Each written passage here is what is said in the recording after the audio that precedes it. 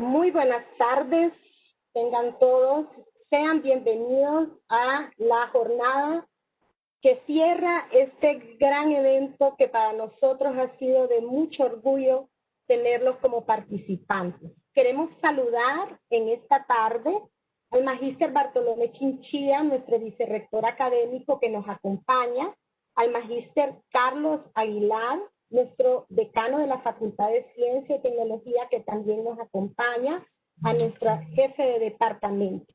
Y por supuesto, un gran saludo a la doctora Diana Patricia Rodríguez, que ha aceptado esta invitación a darnos esta conferencia. Ella nos está visitando desde la Universidad Pedagógica Nacional de México, esta conferencia de cierre denominada Una mirada a la práctica docente desde la relación entre concepciones de ciencia, aprendizaje y uso de TIC.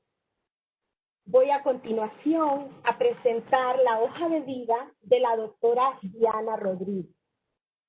Ella es licenciada en física, magíster en docencia de la física, cuenta con estudios de maestría en filosofía con énfasis en epistemología y doctora en educación en la línea de la enseñanza de la ciencia.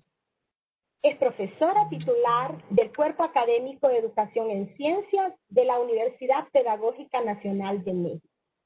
Es profesora de la licenciatura en Psicología Educativa, en la cual ha participado desde el 2009 en el diseño e impartición de cursos de la línea metodológica. En el posgrado de la misma universidad, es profesora en la línea de la educación en ciencias, de la maestría en desarrollo educativo y del doctorado en educación, del cual fue responsable desde el año 2014 hasta el año 2018. Ha dirigido tesis de licenciatura, maestría y doctorado en las temáticas antes mencionadas y ha participado como conferencista a nivel nacional e internacional. Coordinó el grupo de autoras del libro de texto gratuito LPG del conocimiento medio de segundo grado de la reforma curricular del 2017 y participó como autora en el LPG del primer grado, implementado por la Secretaría de Educación Pública en el año 2018. Actualmente es la coordinadora en el área temática de educación en campos disciplinares del Consejo Mexicano de Investigación Educativa, COMI. Doctora Diana, es un honor tenerla con nosotros. Su micrófono es suyo. Hilda, muchísimas gracias. Agradezco pues inicialmente a ti, a todo el grupo del Departamento de Ciencias Naturales y bueno, pues a los estudiantes, son los primeros que me quiero saludar. Estoy muy contenta de estar acá y pues a las autoridades que nos acompañan. Entonces vamos a arrancar. Me insisto nuevamente, agradezco la invitación, espero pues que pasemos un ratito agradable de viernes, charlemos un ratito. Voy a poner aquí mi micrófono porque luego me emociono, me encarrero y me voy. Y bueno, pues nuevamente agradecerles a todos y pues quería empezar con esta diapositiva desde donde yo me encuentro. Claro, no estoy en este momento en la universidad, pero bueno, pues del lado izquierdo superior van a encontrar ustedes nuestra universidad, la Universidad Pedagógica Nacional, la sede Ajusco. Espero haber encontrado la mejor imagen de la Universidad Pedagógica Nacional Francisco Morazán. Y bueno, pues aunque estemos a la distancia, estamos unidos. Entonces, primero es decir desde dónde voy a hablar.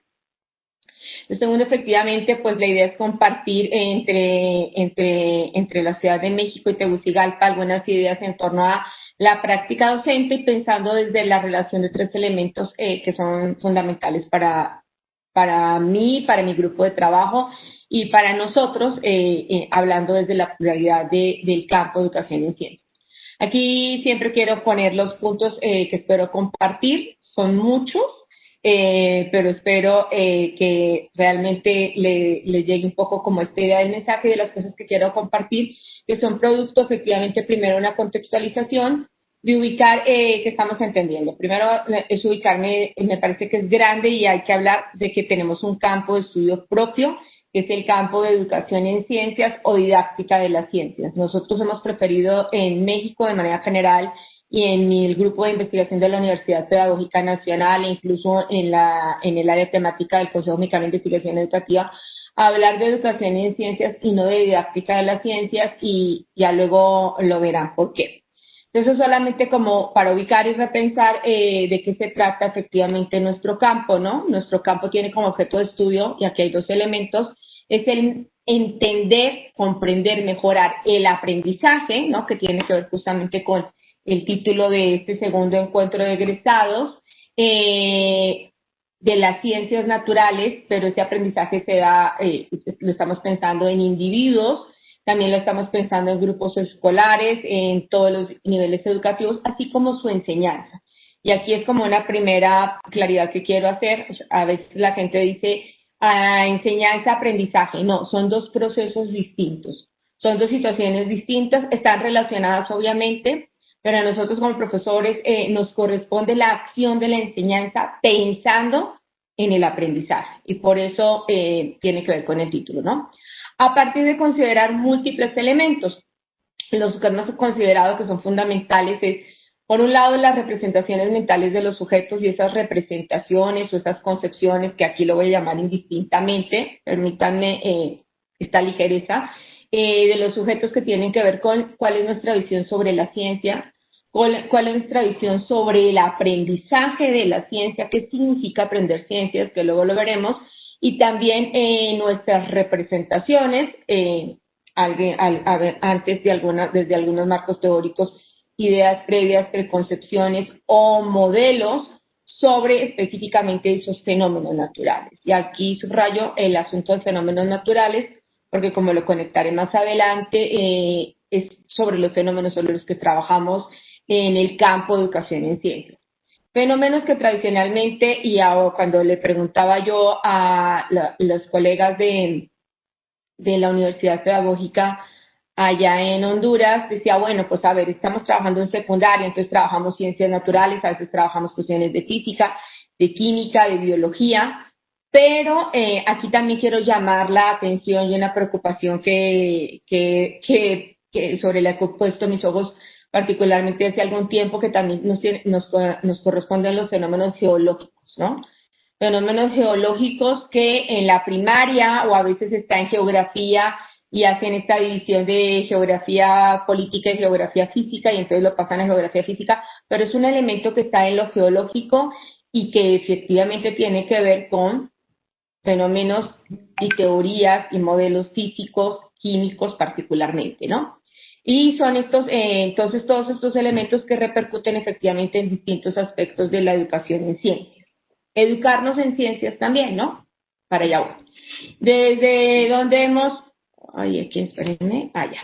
Bien, en términos de la contextualización, entonces en el grupo de trabajo de la pedagógica hemos visto pues que si bien ustedes van a los congresos y hay uno a ver en qué línea se inscribe, dónde presentan las ponencias, y algunos son 12, 17, que si la educación en primaria, que si la formación de profesores, hay en cantidad. Nosotros hemos pensado un poco y hemos constituido desde cuáles serían los ámbitos de educación en el campo de educación en ciencias. Insisto un poco desde la contextualización para decir desde dónde les estoy hablando y desde dónde quiero compartir un poco como las experiencias que hemos tenido.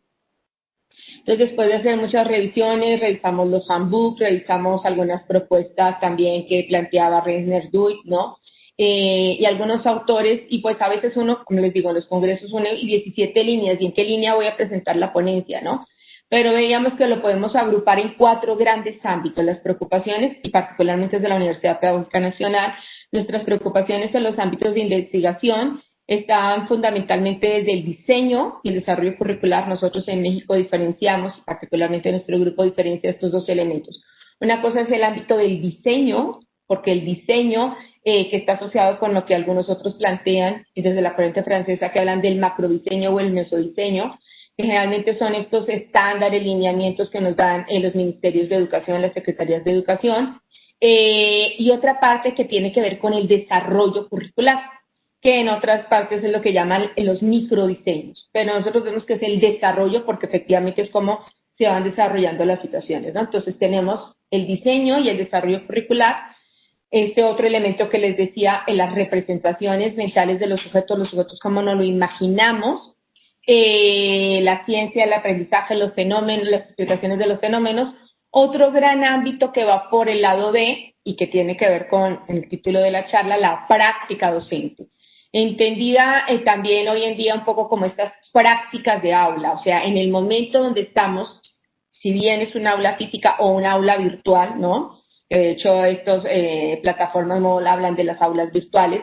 Bueno, es en ese momento, ¿no? Pero está antecedido de alguna planeación, que es lo que se estudia en las aulas virtuales, los que tienen la facultad de tener las aulas virtuales, otros los que estamos en este momento en una educación remota de emergencia, pues finalmente ahí hay una práctica entre el WhatsApp, en fin, el sistema que hayamos podido decidir y poder tener, ¿no? Y la evaluación de los aprendizajes, porque eso es parte como de la acción, ¿no? Ahí hay una práctica docente y hay unas prácticas también de evaluación. Y un cuarto ambiente que postulábamos hace 7 años, que era este de ambientes de aprendizaje y gestión escolar en el aula. Pero como este es un ambiente de aprendizaje, ¿no? Este espacio que tenemos virtual es un ambiente que puede ser distinto cuando estamos en el laboratorio físico, cuando estamos en una salida de campo, cuando estamos con los escritorios, los pupitres, etc. Entonces, en el marco de esos 4 ámbitos, pues bueno, pongo este círculo acá porque es un poco en el marco de estos 2 elementos que estaría concentrando un poco las ideas que quiero compartir. Y este planteamiento de los 4 ámbitos lo pusimos en 2013, dijimos tenemos que escribirlo, ¿no? Desde donde estamos pensando. Y en la revista Entre Maestros, que está de acceso libre en la Universidad Pedagógica Nacional, ya pues lleva 7 años, es un texto pequeñito, donde se describe un poco esto que les acabo de compartir. Bien, después de decir desde dónde, ¿no? Además de la imagen de mi universidad, que me encanta, es muy linda, y ojalá que podamos en un futuro tenerlos aquí, algunos de ustedes, y poder compartir el espacio y decir desde dónde teóricamente es como esta parte que quiero compartir. Entonces, el tercer punto lo he denominado situación problemática y supuestos de trabajo.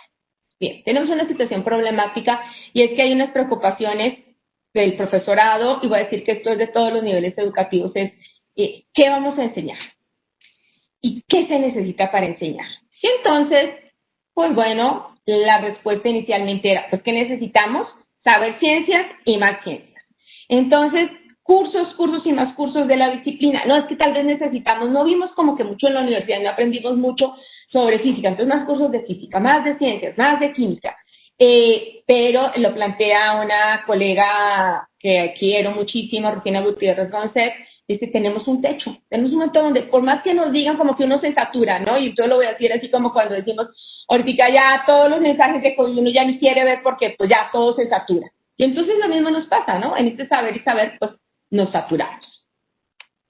Entonces hay una nueva situación problemática, que a pesar de muchos cursos de actualización en ciencias, no hay cambios en estos procesos de enseñanza en el aula, no hay cambios en la práctica docente, no hay cambios en las prácticas de aula, no hay cambios en las prácticas de enseñanza y permítanme poner por lo pronto como sinónimos estos 3 elementos. Entonces, ¿qué? Pues hay nuevas preguntas. Bueno, entonces, ¿cómo enseñar ciencias? Y esta última que a mí voy a decir que me enoja mucho, porque ¿y cómo hacer divertidas las ciencias? Bueno, yo digo, a ver, que no hay más divertido que el placer de aprendizaje, pero claro, llegamos al aula con una inquietud y luego, como decía alguien, si luego lo ponemos en asignatura, pues ya lo vamos a echar a perder. Pero no es del profesorado ni es del alumnado, es más bien de otros elementos que son contextuales.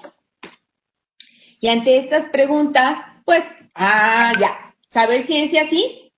Pues cursos de didáctica, solucionado. Entonces, demos cursos y cursos de didáctica.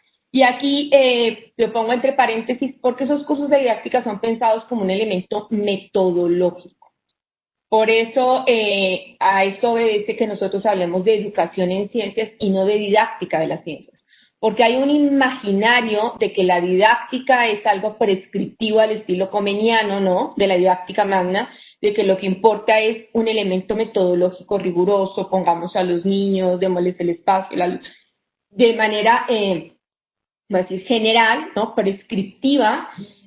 Por eso no hablamos de didáctica de las ciencias, sino hablamos de educación en ciencias. Aunque entendemos que, por ejemplo, en el mundo anglosajón o en Alemania, cuando hablan de didáctica, va en este sentido, no en un asunto prescriptivo de técnicas, herramientas, sino desde otra perspectiva. Sin embargo, pareciera entonces que la solución está, por un lado, en las reformas curriculares, que nos dicen, vamos a mirar voy a utilizar aquí la palabra porque generalmente son los contenidos, o en metodologías y cursos de actualización. Entonces lo que necesitamos son metodologías. STEAM, ¿no? Y más ahora, pues con esta situación en particular que estamos viviendo en pandemia, pues claro, esto tiene toda la parte de tecnología.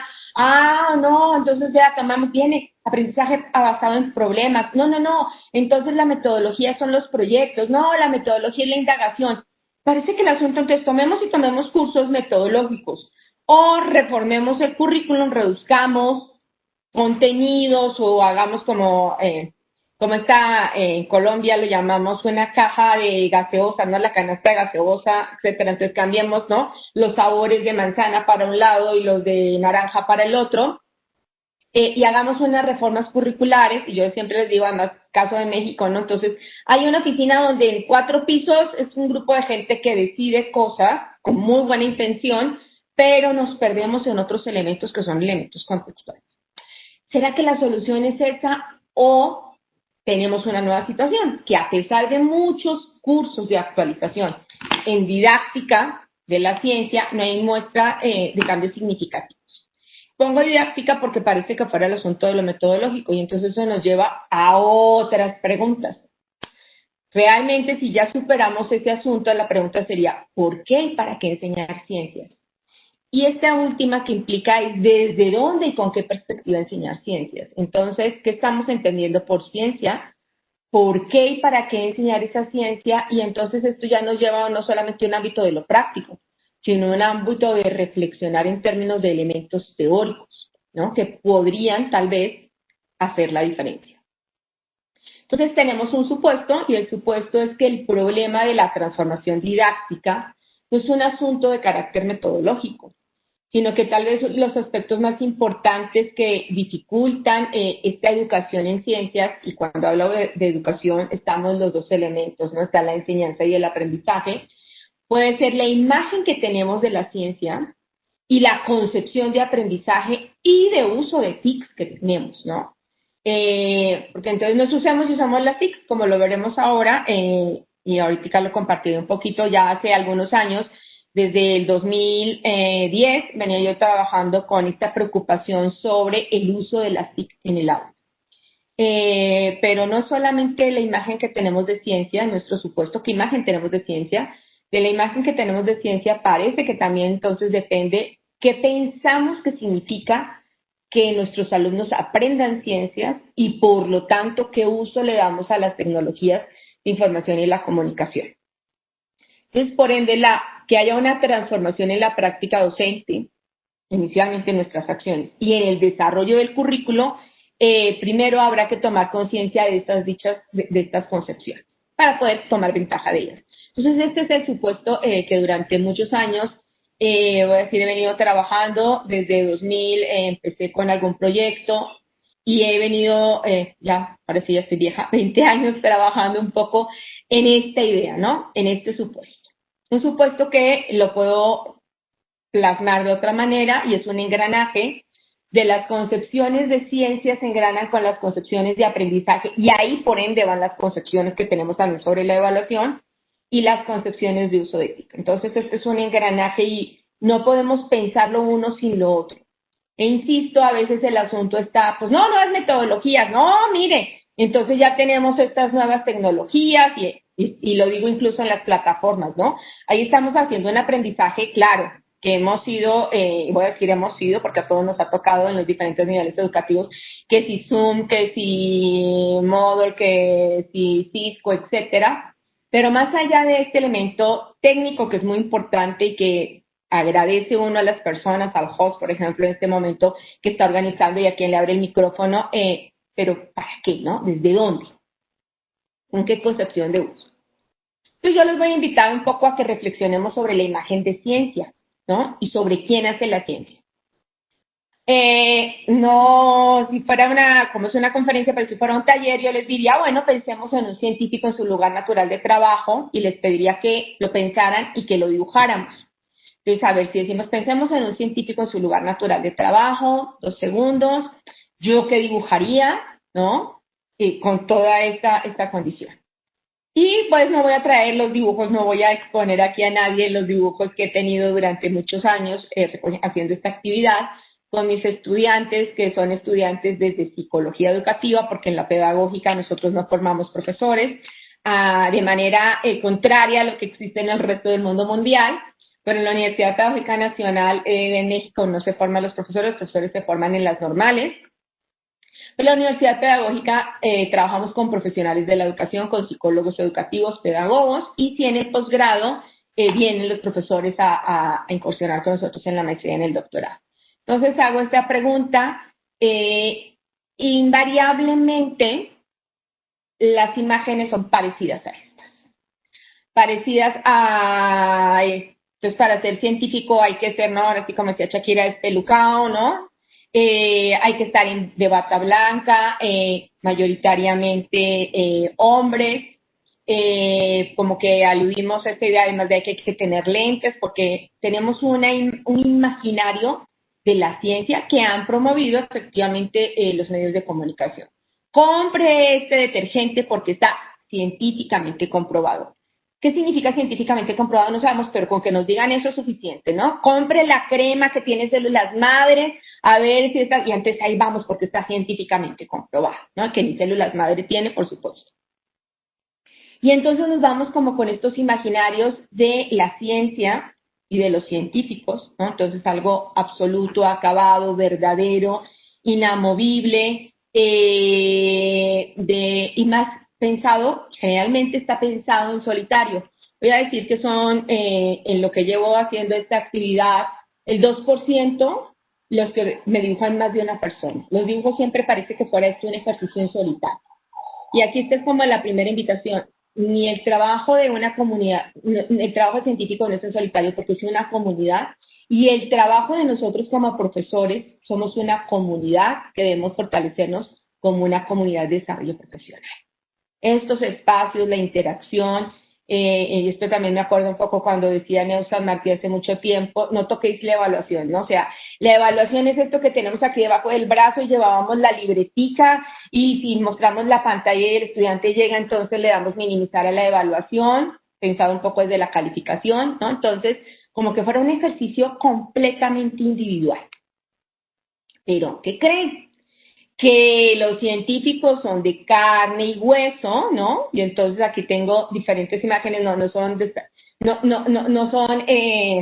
desobligados con su persona, ¿no? Al contrario, de mucho corbatín, elegantes, y aquí, por ejemplo, bueno, pues hay diferentes fotografías, si bien algunas son de no las mujeres, pero miren, ¿no? En la parte superior aquí de las 5 películas biográficas, pues todos gente muy elegante con su florecita, etcétera, etcétera.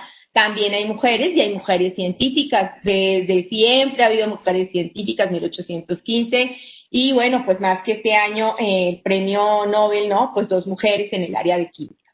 Entonces, un poco, ¿qué ha pasado con nuestros imaginarios? Y tal vez esos imaginarios que tenemos sobre quiénes hacen ciencia también tienen que ver sobre qué es la ciencia, y voy a decirlo cómo se hace, para ponerlo entre comillas. Bien. Además, sonrientes, ¿no? O sea, no estamos ahí preocupados, angustiados, estresados, puede que nos preocupemos a veces incluso como con la tesis de licenciatura, pero bueno, estamos alegres, estamos felices, ¿no? O sea, puede comprender y entender el mundo. Entonces, lo primero es, la ciencia es una actividad humana y social. Esto es lo primero que quiero invitarlos a que pensemos de que la ciencia es una actividad humana y social. La hacemos los humanos tan humanas como a las 2 colegas que se acaban de ganar el premio Nobel, tan humanos como ustedes y como sus alumnos, ¿no? De carne y hueso con todas las necesidades que podemos tener, comer, dormir, etcétera, etcétera. Pero también en un contexto social, histórico, político, Y en este momento, pues bueno, cuando alguien en 20 años diga hubo tanta producción de muchas cosas, de vacunas, etcétera, entre 2020, ¿qué les daría a este mundo, a la Tierra ya? Pues bueno, finalmente hay un contexto también social, ¿no? Que no debemos perder y que es fundamental. Entonces, si pensamos en una reflexión sobre la mirada de ciencia, habría que distinguir entre, yo lo pongo así, dos visiones. Una visión tradicional de ciencia y una nueva visión de la ciencia a partir de que nos pensemos qué es la ciencia, cómo se elabora y cómo se comunica. Tiene que ver con un elemento que veremos más adelante. Lo pongo en la parte de abajo, pero ahorita voy a mostrar una imagen, ¿no? En la visión tradicional tenemos entonces una diada, que es el care y sello, ¿no? O el águila o sol, o las dos partes de la moneda, que tenemos por un lado la escuela empirista positivista y por otro la escuela racionalista. No la racionalidad, no, sino la escuela racionalista, donde hay una cosa en común: existe una verdad y se comprueba, o a través de la razón o a través de la experiencia, pero existe una verdad. Y entonces de lo que se trata es un poco de descubrir, por eso cuando a veces la gente dice vamos a hacer investigaciones, ¿qué vamos a descubrir? A ver, utilizamos la palabra descubrir con mucho cuidado, porque no es, lo descubrí tan tontita yo, Diana, que no me había dado cuenta, ¿no? Le quité el velo, quitarle el velo ahí a la naturaleza. Pero parece que por ahí hay una mirada de ciencia que, insisto, tiene que ver con todo esto que nos han vendido los medios de comunicación, los libros de texto, ¿no? Incluso cuando el niño dice, es que, o la maestra, en el libro dice, el niño, maestra, es que en el libro no dice. O sea, como que hay un referente de que tiene que ser allá y hay una verdad absoluta. O tal vez una nueva visión de la ciencia en términos de que se comunica, se elabora desde una perspectiva que es un enfoque epistemológico, es decir, que da cuenta del conocimiento, que es el constructivismo. Aquí me apoyo en una imagen, espero que la puedan ver. Si no, está la imagen es de Nussbaum, es de 1989, pero la recupera Neusan Martín en el libro sobre la educación básica obligatoria. Tiene esta imagen, yo siempre les digo que es como un arbolito. Me encanta este arbolito, para mí es muy ilustrativo. Cuando lo encontré dije, esto era qué bueno que alguien representó un poco lo que yo venía pensando y me identificó plenamente. Entonces, porque no es en solitario, y entonces ella plantea a partir de las ideas de Nussbaum, bueno, que hay dos grupos de corrientes epistemológicas, una visión de la ciencia y una nueva visión de la ciencia, también como lo plantea Ana Rosa Pérez-Ranzan de la UNAM. Y dice, en el pasado, y aquí quiero poner entre comillas el pasado, porque ese pasado también es un presente, de alguna manera, ¿no?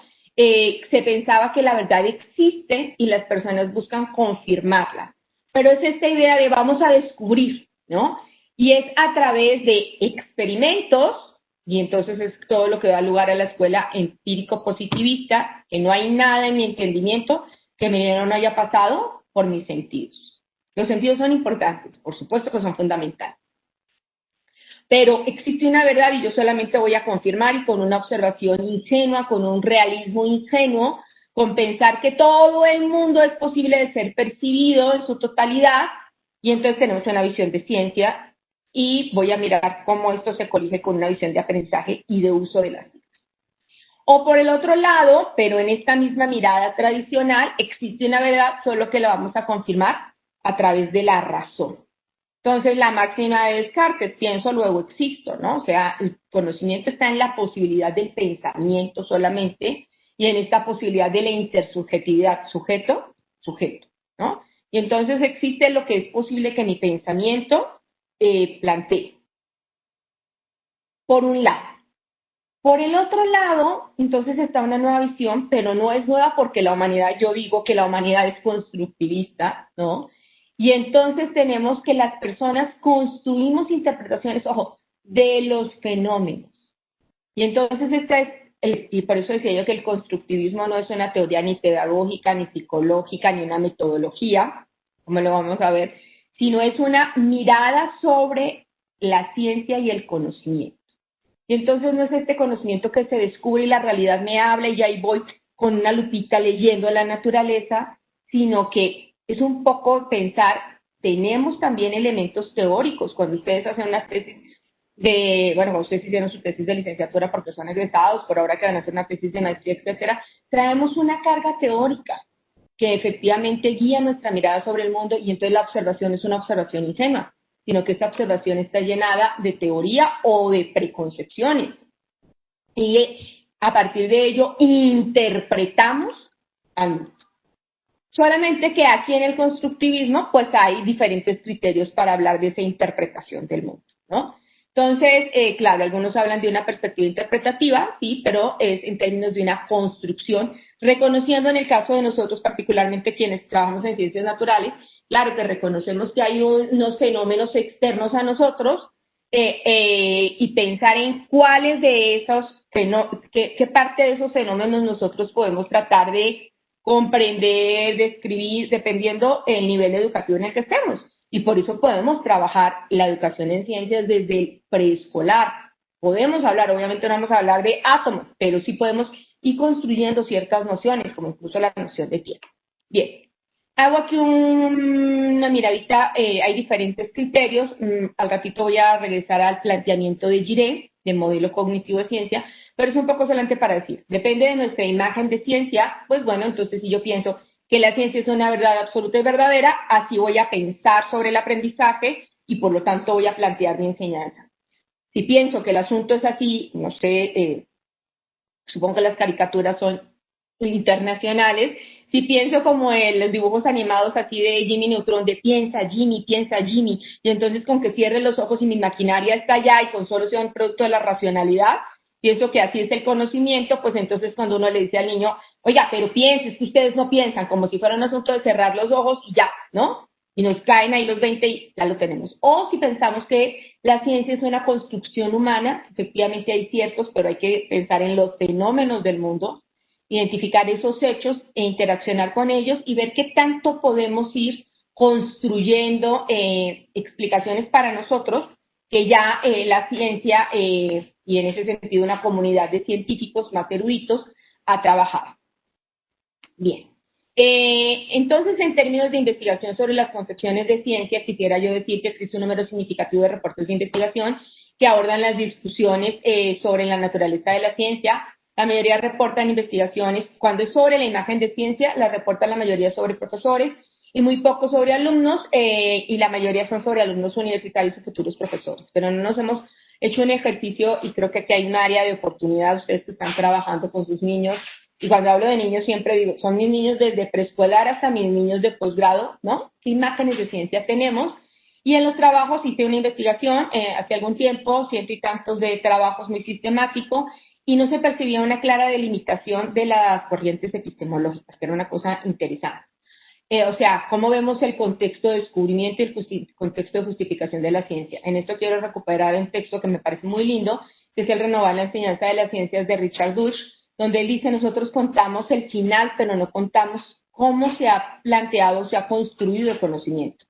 Y ahí es cuando tiene sentido hablar de la historia de la ciencia, más allá de mandar a buscar, en México se mandaban a los chicos a las papelerías, pero después el uso de la TIC, entonces en vez de que vaya y compre la fichita y la recorte y la pegue, no importa lo que diga, pero yo traje la tarea, pues ahora van y copian y pegan, que ese es un uso de las TIC, ¿no? Copiar y pegar, como la parte histórica, pero no es eso, es un poco, bueno, ¿qué nos ha llevado a pasar de un modelo geocéntrico del mundo a un modelo heliocéntrico, bueno, del universo, ni siquiera del mundo, ¿no? Bien, solamente muestro esto, los trabajos eran más de tipo cuantitativos, habían algunos cualitativos y poco de las dos enfoques metodológicos, ¿no? También estaban llenos pues de test, cuestionarios, pero la parte de observación en clase era la menos y tampoco había un ejercicio, y son menos, donde hay un ejercicio reflexivo sobre qué pensamos, ¿no? Un ejercicio sobre que nos miremos, llevamos una metarreflexión sobre nuestra mirada de la ciencia. No en términos de aprendernos todas las teorías, sino cómo epistemológicas, sino cómo pensamos la ciencia. Pero si la mirada sobre la ciencia es el cimiento, lo que va encima, digamos, si me permiten la analogía, ¿no? En términos de como de un edificio, pues lo que estaría es, luego de tener los cimientos y la estructura es, ¿qué es aprender? Y si yo les hago la pregunta, ojalá que ustedes fueran contestando para ustedes, ¿qué es aprender? ¿No? Y escríbanlo, y voy a decir que si hiciera yo el ejercicio, indudablemente va a salir esta palabra. Aprender es a adquirir. Y cuando a mí me dicen adquirir, yo me siento como con el carrito del supermercado. Llevo mi carrito y entonces voy adquiriendo los diferentes productos, y en la época del SOS, papel higiénico, que quién sabe para qué era, pero bueno, o vamos con las toallitas, o con el Clorox, o el gel, etcétera, ¿no? Eso adquirimos en el supermercado. Pero ¿será que aprender realmente es adquirir? Echar, y entonces abrir, y no como esta idea de la educación bancaria. Y en ese ejercicio de adquirir, tenemos este tipo de evaluaciones, ¿no? Tenemos este tipo de evaluaciones, una escuela X, y entonces hay que llenar y hay que completar. El tal es la fuerza de atracción, o la fuerza es una magnitud, y entonces de acuerdo a las palabras que hay abajo hay que irlas poniendo allá arriba, ¿no? Y entonces es como un rellenar, porque es ir adquiriendo esas palabras que hay que ir aprendiendo en esa cuestión, ¿no? De adquirir a llevar y saber dónde las vamos a poner. O ese aprender significa adquirir la destreza de poder identificar qué es lo que yo tengo que subrayar, o como este tipo de ejercicios, ¿no? Entonces, donde se pone una piedra ahí descontextualizada del mundo con unas flechitas y además resuelve un problema, y para acabar el asunto, ¿no? Tiene que ser en este orden: datos, fórmula, sustitución, operación y resultados. Así siempre pienso. Y aludo, tengo una hija, estoy muy orgullosa de mi hija, pero cuando estaba mi hija en la primaria esto era un sufrimiento. ¿Por qué no seguía ese esquema? Y entonces, si daba el resultado, decía, pero no era la forma como le había dicho el profesor a la profesora, entonces, pues ya, ¿no? Tan traumada quedó que, bueno, es una excelente chica que está en el área de las ciencias sociales, pero, y qué bueno que está en las ciencias sociales, pero que sea por una decisión y a veces no por estas situaciones que los profesores, a ver qué tanto no afectamos, que tiene que ser de esta manera, y el ser de esta manera tiene que ver, insisto nuevamente, con esta visión de la ciencia, porque hay un solo camino para hacerlo, es de una única forma, porque hay una única verdad absoluta, y no pensar, ¿no? Justamente, y ahí me encantan las ciencias sociales, pensar que puede ser de diferentes maneras, de diferentes miradas, con diferentes contextos. Bien. Y termino un poco con esto, que es los típicos, y además le daban, ¿no? Su cuadrito de unidades, y se lo tiene uno que aprender de memoria. Yo les voy a decir, yo soy del área de la física, si ustedes me preguntan, creo que me sé 3 ecuaciones. Sé deducir las demás, porque pongo un sentido, digo, si me están hablando de caída libre, entonces la aceleración es la de la gravedad, y si es caída libre, velocidad inicial es 0. Pero no tengo que aprenderme 80 fórmulas, ¿no? Porque luego termina eso siendo, y particularmente aquí lo traigo en el área de la física, cuando a mí me preguntan, ¿usted es de física? Me dice, ¿de la de matemáticas o la de ejercicios? Y les digo, ni la una ni la otra, ¿no? Es la de pensar el mundo. Bien. Entonces, en términos de investigaciones sobre las concepciones de aprendizaje en comparación con el ámbito epistemológico, hay menos investigaciones, hay menos trabajos, ¿no? Hay menos claridad en cuanto a los enfoques y las categorías. Probablemente en nuestro epistemológico tenemos, estos 3, pero ¿y sobre el aprendizaje qué?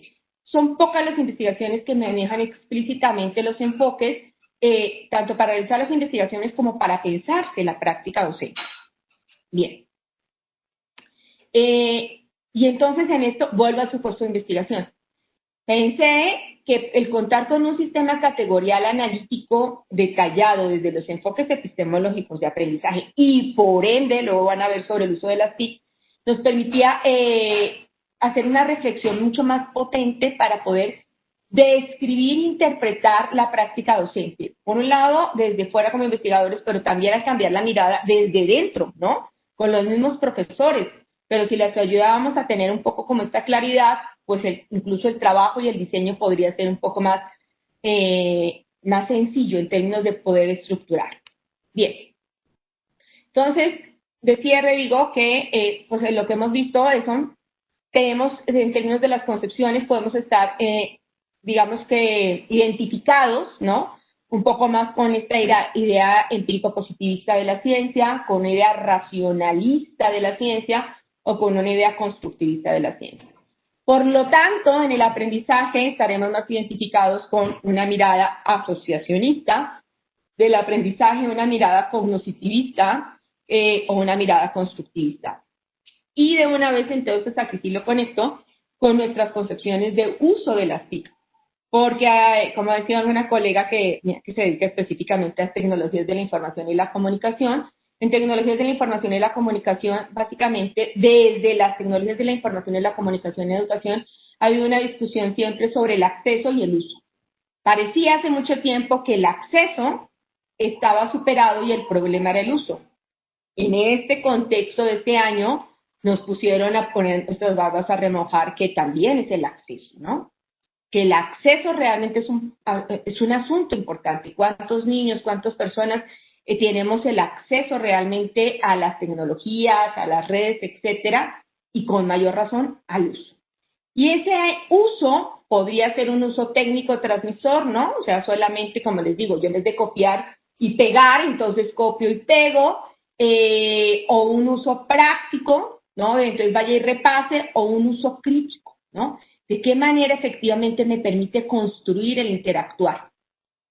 Aquí quiero parar un momentito y comentar que el año pasado hicimos un trabajo de investigación con el grupo, dos colegas muy queridas que trabajan conmigo, Dulce María López Valentín y Carmen Ursúa, y un egresado nuestro que también trabaja en la Secretaría de Educación Pública, Mario Flores, unas estudiantes, y invitamos a un grupo de profesores como ustedes, egresados.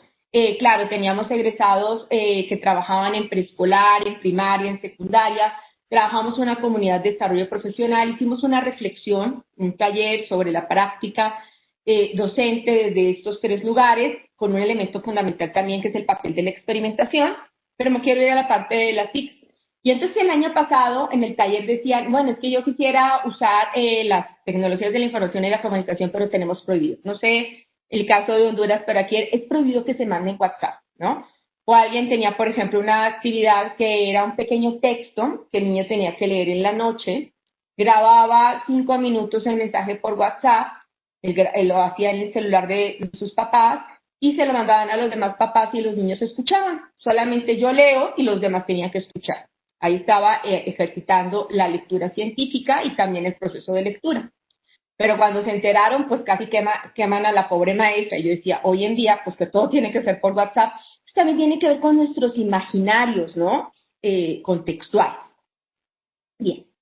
Sigo, y entonces regreso aquí y vuelvo y traigo el esquemita de Neus un poco para decir, a ver, desde lo epistemológico podemos estar en una visión pura y dura, y yo decía, y ojalá que fuéramos buenos empiristas, porque empezaríamos por realmente observar el fenómeno, haber hipótesis, pero somos un empiristas de mentiras a veces porque la verdad está en los libros de texto, ¿no?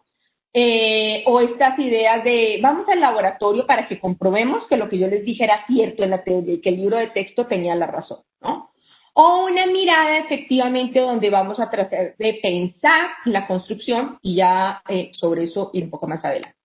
En términos del aprendizaje, pues le pregunté si era conductista, ¿no? Y me dijo que no se debe manejar, a veces pienso cómo aprenden y me acuerdo del aprendizaje significativo porque esta idea cognitivista parece que va más bien por ahí. Recuerden que aprendizaje significativo no es, y yo siempre digo, el aprendizaje significativo no es que a mí, ¿cómo me significa el café? Porque me acuerda del buen café colombiano, ¿no? Sino que Ausubel lo plantea en términos de meaning, de learning meaning, de significados, de definiciones. Por eso ahí tiene todo el sentido y el desarrollo de los mapas conceptuales, porque lo importante son los conceptos, ¿no? Una estructura en ese sentido. O bueno, pues lo dejo en términos de los memes, pues este es el constructivismo, ¿no?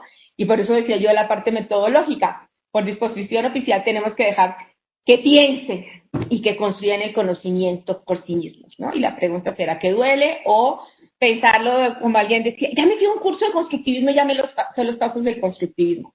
Porque volvemos con nuestros esquemas, ¿no? Lo que tenemos, lo que conocemos y que tal vez pues no nos ha causado ningún conflicto a veces, o si estamos acá, qué bueno. Pero esto me permite entonces pensarlo, me voy a saltar esto, vamos a pasar esta diapositiva, y entonces pensábamos con una postdoctorante mía, con Carmen, que ahora es colega, decíamos, bueno, ¿qué tal? Y entonces pensémoslo como yo les decía, el edificio, ¿no? Pues a veces tenemos más bien como un espectro teórico tradicional, y es decir, de una imagen de ciencia positivista, pues una visión sobre el aprendizaje asociacionista y por lo tanto el uso de las TIC queda en ese sentido, ¿no? De transmisión, solamente de reproducir.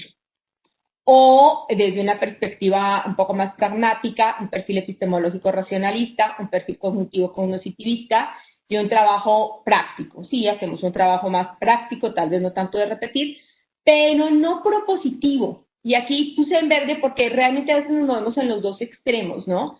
Nos movemos en un extremo muy tradicionalista, una visión de la ciencia, o tal vez la invitación a una visión de la ciencia donde construimos y donde el uso de las tecnologías puede ser efectivamente para transformar, para construir. Bien. ¿Qué ciencia enseñar y cómo enseñarla? Cómo aprender, y por lo tanto les decía que ahí va la parte del aprendizaje y qué TIC utilizarlas y cómo. Estamos a veces inundados y no sabemos ni cómo, pero es que depende de lo anterior, ¿no? Tenemos muchas, pero y entonces les decía en este curso del año pasado, los profesores decían, bueno, sí me gustaría, pero como que no, ¿no? O sea, mejor como que no le entro. Otros sí, decían, sí, vamos a trabajar, el Facebook, etcétera. Pero depende de la visión de ciencia y de la visión de aprendizaje, pues exploraremos como estas posibilidades de las tecnologías. Bien. Si enseñamos una secuencia didáctica, que digamos que es una forma de planeación o de trabajo que tenemos generalmente los profesores, a veces decimos, bueno, ¿qué vamos a enseñar o qué queremos aprender? Pues temas, conceptos. En el caso de México hablan de aprendizajes esperados, hablamos de aprendizajes esperados en el currículo de educación básica y media. Pero miren que si hablamos de eso, de lo que estamos hablando es desde un lugar de un aspecto tradicional, porque son temas, conceptos, aprendizajes esperados.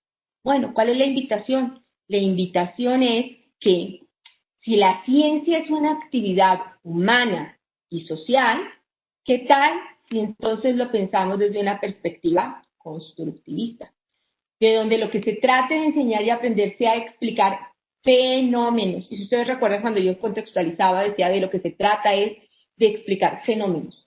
No conceptos que si uno se equivoca en la etiqueta en un momento dado, en la primaria no es relevante. Lo importante es que yo tenga cuenta de qué fenómeno estoy hablando, un fenómeno que sea relevante para mí. Un fenómeno como aquel fenómeno de, híjole, dejé la manzana en la mañana, no me la comí, llegué y está negra. Realmente lo que dice el niño es echó a perder, está negra. Desde la ciencia decimos que eso se llama oxidación, ¿no? Que entendamos realmente el fenómeno de por qué se detienen los objetos. Y ahorita miremos un tipo de fenómeno. Y de lo que se trate sea construir modelos que a nosotros, y voy a decir, en nuestro interior, en el de Diana, en el de Hilda, en el de Zulma, nos permita explicar esos fenómenos. Tal vez si en los libros de texto, eruditos, etcétera, ya hay unos modelos científicos eruditos disponibles y que yo pueda elegir cuál de esos es el mejor, o si me voy ahora con esta idea del terraplanismo o las no vacunas. ¿Por qué? Porque no hemos pensado en los fenómenos y no sabemos elegir estos que sean relevantes. Bien. Fenómenos como ¿qué? Perdón, voy a decir de todo tipo. Fenómenos como ¿por qué la luna es blanca? Porque una respuesta de los niños es porque es de queso. Y hay cosas que yo voy a decir que parece, eso es de niños de primaria. La investigación educativa tiene reportado, trabajamos en el 2000, entre 2000 y 2004, no, entre 2000 y 2002 cerramos un proyecto que todavía, y me dio mucho gusto porque lo trabajamos en la UNAM, que es la página de ideas previas. Y digo decir, me dio mucho gusto es porque se había caído el servidor, ya migraron y puede uno ingresar nuevamente y encuentran ustedes ideas previas en el ámbito de todas estas disciplinas y de todos los niveles educativos. Y hay muchísimas ideas, que en este momento es el modelo de ideas previas, ¿no? De puntualmente el asunto, la punta del iceberg. Y estas representaciones, estas explicaciones que tenemos sobre los fenómenos no son exclusivas de los niños de primaria. Nuestros niños de media superior, de educación superior, tienen ideas muy similares. ¿Cómo se alimentan las plantas? Pues déjenme decirles que claro que uno encuentra todavía en la educación secundaria gente que piensa que las raíces de las plantas pues son como las boquitas, ¿no? Porque tenemos esta idea de nosotros sujeto como referencia por donde se toma el alimento. Incluso hicimos un ejercicio con chicos ya de secundaria que habían visto el tema del sistema solar.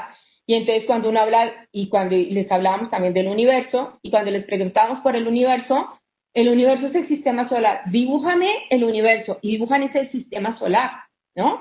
Y te hablan de que algo explotó, pero no saben si lo que explotó fue una célula o qué fue lo que explotó. Entonces, ahí hay muchos elementos que no son solamente miradas de los niños pequeños, de pensar en un fenómeno sobre por qué se detienen los cuerpos, un fenómeno tan natural que por qué sangran las mujeres, ¿no? Del cual tendríamos que tener claridad, hombres y mujeres. Pero hablamos de la menstruación y luego el modelo es, pues es una cosa de 28 días y además decimos que ni se reconoce, ¿no? Que además duele y que finalmente tiene que ver con todos los elementos de nuestro sistema endocrinológico, etcétera. ¿Por qué llueve? ¿Por qué no llueve todos los días? Y ahora que estamos en estas situaciones de virtualidad y voy a decir, hay gente, me llama mucho la atención, que hay gente que no tiene claridad que, por ejemplo, en Colombia no hay épocas del año, ¿no? Entonces yo a veces les decía, bueno, en verano, no, pues no está tan marcado, está verano, invierno, en Centroamérica también, gente que no ubica eso, ¿no? O que se va uno de viaje y he encontrado ingenieros, déjenme decir, abogados, que se van de viaje y están en Argentina y entonces dicen, me voy a ir de viaje y claro, como aquí estoy en verano y mucho calor y me voy a ir a Alemania y me llevo la misma ropa, oye, ¿cómo te explico que allá están en otra época, no? O sea, se supone que la escuela nos debería permitir tener una explicación, tomar decisiones frente a ello. Existen fenómenos como el sonido, los terremotos, la simultaneidad, la menstruación y ya aquí pues obviamente los estoy hablando en términos científicos. Bien. Voy a avanzar. Gilda me avisa ahí cómo voy de tiempo, por favor. Trataré de apurar. ¿Y desde dónde hemos pensado esto, ¿no? ¿Desde qué marco teórico atender? Pues desde un marco teórico que implica la visión de ciencia, la visión de aprendizaje y el uso de las tecnologías, desde los modelos y la modelización. No siempre pensar desde la perspectiva de modelos implica modelizar, pero modelizar sí implica trabajar desde la perspectiva de los modelos. Bien. ¿Desde dónde? Y aquí es un poco el planteamiento, bueno, ¿cómo pensamos nuestra práctica docente? Pues bueno, nuestra práctica docente es porque nosotros somos los responsables de este diseño curricular, de tomar las decisiones de qué actividades las vamos a organizar, pero con qué intencionalidad y desde qué marco teórico. Luego hay gente que hace 50 actividades. Bueno, no tienes que ser 50, tienen que ser 2. Y más en estos momentos donde tal vez todo el mundo no tiene el acceso para que nos veamos 3 horas, ¿no? Virtualmente. Bueno, tomar una buena actividad y tener tal vez diferentes momentos que permitan pensar sobre ese fenómeno. El hacer la actividad con mis chicos de universidad que tienen una optativa, bueno, les planteo la actividad experimental, una que puedan hacer, dejen caer bicarbonato en el vinagre y en el agua, les digo, eso sí que no echen mucho, pero luego discutimos, bueno, si la cantidad era importante, si haberlo medido o no haberlo medido, toman fotos, hacen dibujos, primero dibujan qué creen que iba a pasar, lo compartimos rápidamente, lo hacen, algunos toman el video porque lo pueden hacer y luego discutimos cosas. Entonces, pero tiene que ver con qué intencionalidad y puede ser solamente una actividad en diferentes momentos, pero ¿cuál es la intención de ese dispositivo? Ya. Y como plantea Merced Izquierdo, favorecer que los alumnos puedan llevar a cabo un gran número de tareas diversas cuyo propósito esencial será conseguir que construyan sus propios modelos. Las tareas pueden ser diversas a partir de una misma situación problemática, fenomenológica que podamos tener. ¿Desde dónde? ¿Qué marco? Esto significa recuperar, y yo les había puesto ayer en el esquemita Giré, pensar, ¿no? O sea, pensar qué es lo que finalmente, qué es lo que hacen los científicos. Pues los científicos lo que hacen es usar sus habilidades cognitivas para interactuar con el mundo. Pues eso es lo que hace el niño, utilizar sus habilidades cognitivas. Y voy a decir, el niño, cualquiera de ustedes que esté allí, que tiene 22, 23, 18, 35 años, eso. Construimos un modelo, nos construimos siempre una película a partir de nuestras habilidades cognitivas que tenemos, ¿no? Por lo tanto, la idea es que construyamos modelos en el aula física o en el aula virtual. Pero implicará entonces que reconstruyamos racionalmente esos fenómenos y para eso efectivamente son importantes los modelos, los elementos teóricos. Desde los modelos, pensando los modelos como unos constructos. Yo no estoy, aquí quiero aclarar, reconozco que hay unos modelos mentales, pero no es desde la idea de los modelos mentales, sino el modelo como un constructo epistemológico que permite dar sentido a un fenómeno, ¿no? Que son abstractos y tienen cosas que entonces luego suponemos o imaginamos y que las comunidades han supuesto imaginado, pero que también sean lo más simple posible. Y esos modelos, lo importante es que tienen sentido para el sujeto. Esos modelos se pueden expresar, es decir, se pueden representar. Todos los modelos se pueden representar, pero no todas las representaciones son modelos. Ponemos una representación del semáforo rojo, amarillo y verde. Si alguien llega, ¿no?, de un planeta, pues ve amarillo, pero eso no le va a comunicar nada. Nosotros hemos construido un modelo donde eso nos significa cosas. Entonces, ese modelo lo podemos representar y es para quien lo va construyendo. Ese modelo es un modelo científico que tiene unas ciertas entidades y ahí son los conceptos. Los que están muy preocupados por los conceptos, pues las entidades efectivamente que tienen, y entonces hablamos del cuerpo, ¿no? Que es una entidad y que tiene una propiedad, tiene masa, tiene una cantidad de movimiento, ¿no? Tiene ciertas propiedades, esos cuerpos, esas masas se relacionan a través de una cierta distancia, a veces son, y tiene ciertas condiciones para que ese modelo pueda funcionar o no. Bien.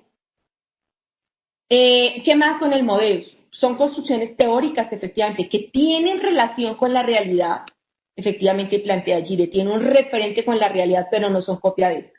Por eso no es este realismo ingenuo, ¿no?, de copia con la realidad. Ah, pues es que la teoría dice lo que está en la naturaleza y la naturaleza se puede reflejar en la teoría. No, está pasado por un modelo y el modelo nos permite, y entonces aquí voy a hablar, por ejemplo, del modelo del péndulo simple.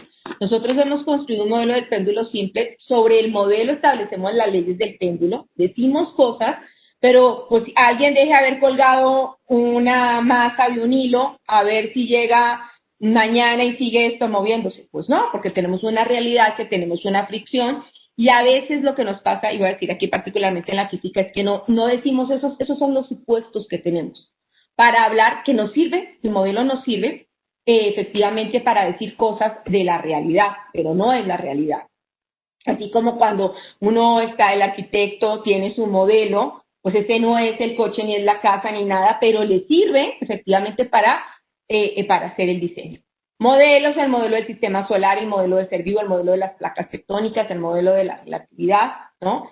Y en ese modelo del sistema solar, pues efectivamente teníamos un modelo, insisto, que es el modelo intuitivo, que es nuestro modelo geocéntrico del sistema solar, pero si suponemos, así como decía Galileo, ¿qué tal si suponemos que entonces no sea el sol el que da vueltas, sino que yo aquí doy dando vueltas y hay un momento en que ya dejo de ver el sol, ¿no? Eso efectivamente también implica un ejercicio de suposición. Esas suposiciones son esas construcciones teóricas que vamos haciendo. Y modelizar, contrario a algunas ideas comunes que identifican el aprendizaje de la ciencia con el aprendizaje de conceptos y memorización, el modelizar en ciencias busca que o sea, que ellos sean los que construyan los modelos, ¿no? Que identifiquen, que expliciten sus modelos iniciales para incorporar a través de experiencias estructuradas nuevos elementos, sean entidades, relaciones, que vayan ampliando su modelo, que vaya viendo una progresión en el aprendizaje. Y para eso, efectivamente, ahí es cuando tendremos, dependiendo de eso, haremos un uso de las tecnologías de la información y la comunicación, una actividad experimental, una simulación que esté disponible, etc. La construcción de modelos requiere oportunidades para que los estudiantes exploren e interactúen. Y esto es una palabra que me parece clave, porque lo que tenemos que dar es esas oportunidades, ¿no?, para que ellos interactúen, para que discutan, y aquí es cuando se habla un poco hoy en día de esta idea del aula invertida. Claro, porque es el espacio de la clase donde ellos podemos dar la posibilidad de que discutan, de que interactúen. Si no, bueno, pues que lo hagan en pequeños espacios ahora. Yo a veces, por ejemplo, lo que hago es, hago una actividad, les digo, bueno, pues ustedes reúnanse, damos una hora o lo que sea, o la siguiente sesión, y luego venimos a la discusión con un producto para que sea detonante, ¿no?, de la situación. Bien. Por ejemplo, para que los estudiantes generen un modelo sobre cómo se produce el sonido, se reconoce primero cuál es la explicación que ellos tienen y se proponen después actividades diversas como golpear, rasgar materiales, y no necesitamos demasiada tecnología, y si lo podemos usar, pues muy bien. Aquí me quiero detener en efectivamente, por eso es importante que nosotros los profesores que trabajamos, y nosotros trabajamos con una ciencia que es la ciencia escolar. Incluso hasta la universidad trabajamos con una ciencia escolar, No sé cuántos de ustedes se leyeron los Principia de Newton, trabajaron solo en las discusiones históricas de Maxwell. Bueno, a veces incursionamos en eso, pero realmente cuando trabajamos con un semántico o la biología de Villé, etcétera, pues ahí es finalmente una ciencia escolar. Y entonces, si nosotros trabajamos con esa ciencia escolar, deberíamos tomarnos un tiempito para seleccionar cuáles son esos fenómenos escolares relevantes y sobre ellos propiciar los modelos escolares que se pueden expresar multimodalmente. A través del escrito, pero no es el único, el dibujo. Luego los chicos de bachillerato decimos, ay, dibujar, está que está en primaria. Pero ha sido una cosa que nosotros hemos mismo propiciado, ¿no? Que dibujar y colorear está en primaria, que hacer maqueticas está en primaria. No, porque son formas de comunicar efectivamente, pero también comunicamos a través de las ecuaciones, de las obras de teatro, de las infografías, etcétera. Bien. Entonces, perdón, me fui, un segundo aquí. Entonces, desde este punto de vista, es un enfoque que la ciencia es algo natural, ¿no? Y ayer que estaba yo en un congreso de física que se hizo en Colombia, decía, bueno, la observación ha sido parte de nuestra historia, ¿no? El punto es que es una observación que hoy reconocemos que está cargada de teoría, pero pues hay gente que no tiene clarísimo que podemos ver la luna y no necesitamos que sea después de las 6 de la tarde en algunos lados, sino que igual a las 3, 4 de la tarde, ¿no? O sea, ver como algo natural y no como, ay, son matemáticas, conceptos, qué horror, ¿no? Sino es algo natural porque da cuenta de la experiencia, de la cultura, del lenguaje, y esto lo que invita es a que movilicemos el discurso en el aula que tenemos para poder resolver problemas. Me apuro y termino un poco en una propuesta metodológica. Hemos hablado, nosotros hemos planteado en el grupo, en 2013 planteábamos, Ángel López y yo, una idea que era el modelo científico escolar de Arribo, es decir, que sería importante que miráramos, por un lado, qué dice la literatura, la investigación educativa sobre por dónde está el pensamiento del alumnado, que es esto que ustedes encuentran en la parte superior derecha, que sería como este modelo cognitivo o explicativo inicial, y que nosotros pensáramos realmente a dónde queremos que lleguen nuestros estudiantes, pero en términos de cuál es ese modelo científico escolar, no esos conceptos que dice el libro de texto que tendríamos que llegar o que dicen los currículums o los diseñadores, ¿no?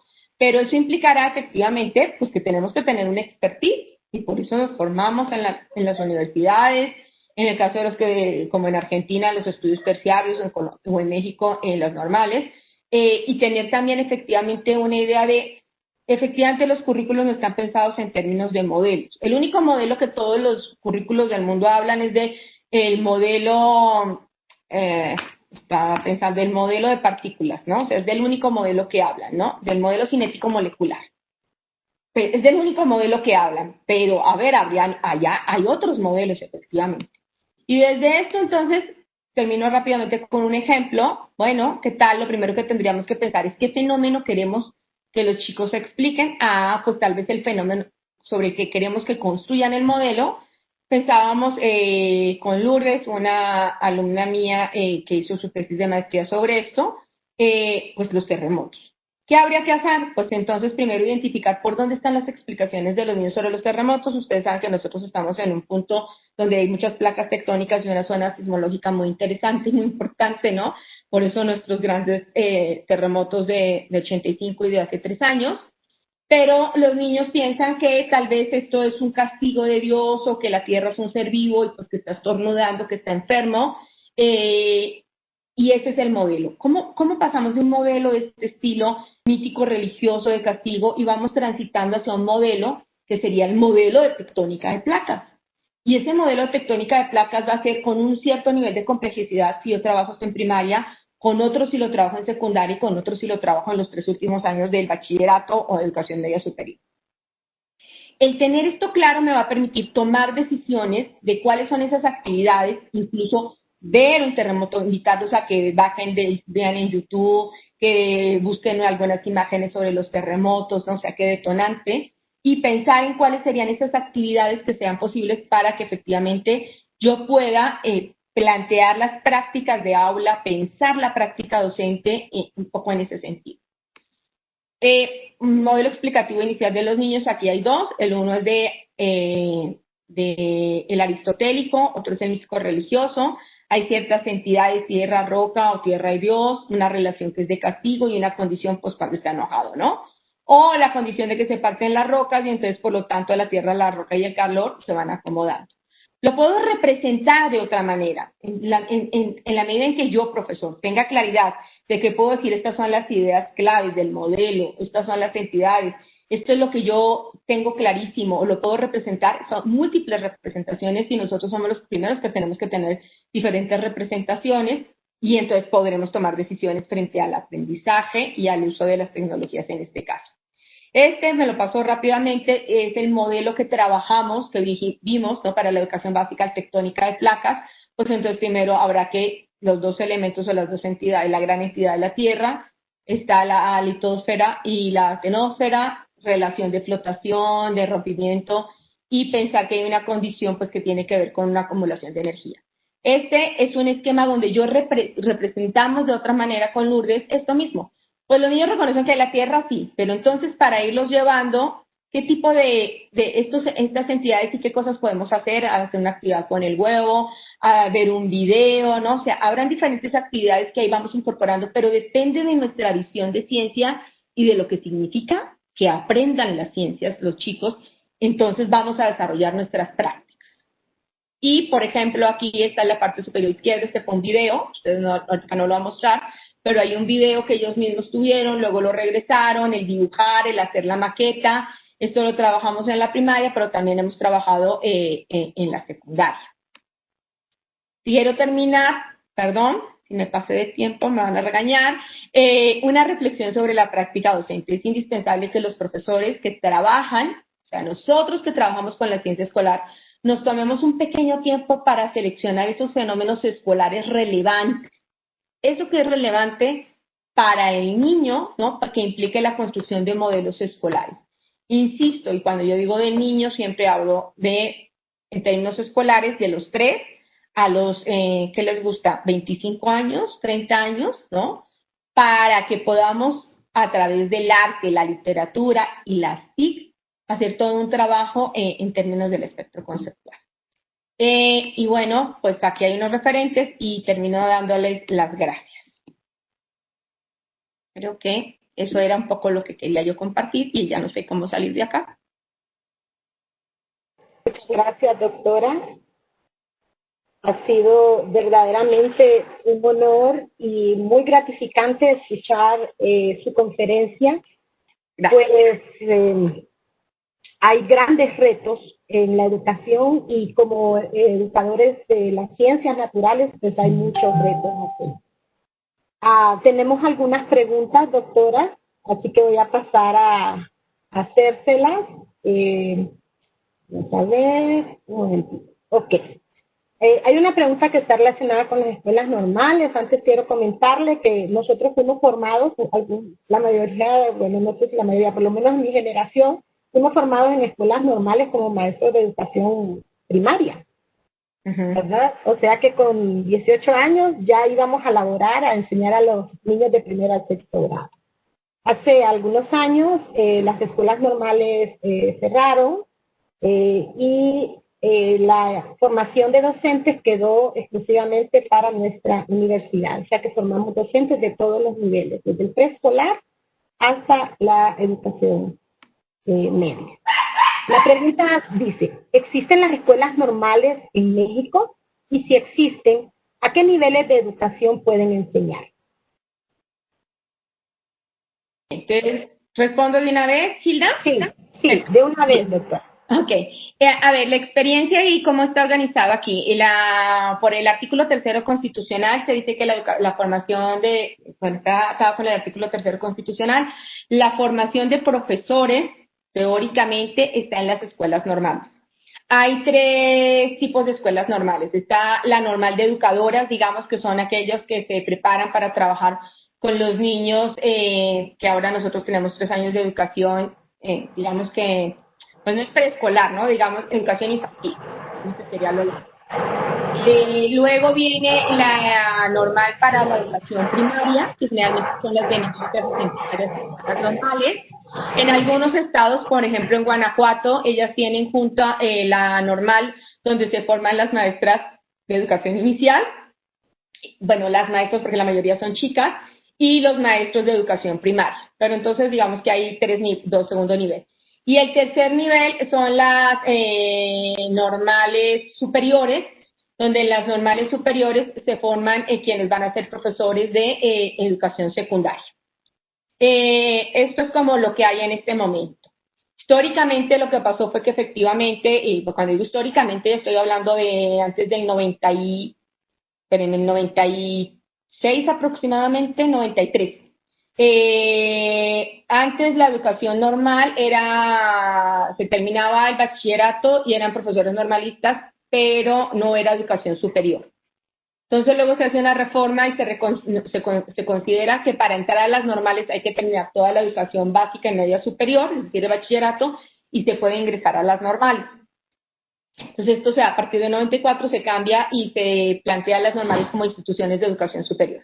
Entonces en México las normales son instituciones de educación superior, están las normales para educadoras, preescolar, para primaria y para secundaria. Sin embargo, la realidad de la práctica docente es otra. ¿Por qué? Porque en la educación secundaria también, como hacía falta profesores, entonces empezaron a ingresar personas de instituciones de educación superior que no son las normales, sino eran las universidades. Entonces teníamos en la clase de biología, dando clase de biología a un médico, dando clase, a veces encontrábamos hasta un pedagogo, un trabajo que yo hice en el 2000, encontraba pedagogos dando clases de física, e incluso se fueron desplazando, ¿no? Se fueron poniendo que los biólogos dieran química, etcétera, etcétera. Y también hoy en día, por ejemplo, muchos de mis egresados de psicología educativa y de pedagogía pueden concursar para trabajar como profesores de primaria y de preescolar incluso, ¿no? Entonces, bueno, una cosa es dónde oficialmente se forman los profesores, otra es de dónde provienen los profesores, y lo último que debo decir es que cuando se crea la Universidad Pedagógica Nacional, hace ya más de 40 años, se creó para profesionalizar a los docentes. Así nace la Universidad Pedagógica Nacional. A partir del trabajo que se da en ese momento, digamos, de sindicato, etcétera, entonces se consideraba como la universidad de los profesores, porque muchos, insisto, pues eran personas que habían terminado la secundaria y entraban a la normal y entonces no tenían la carrera profesional. Entonces se crea la Universidad Pedagógica Nacional para aquellos que no tenían realmente una formación profesional, se profesionalizaran.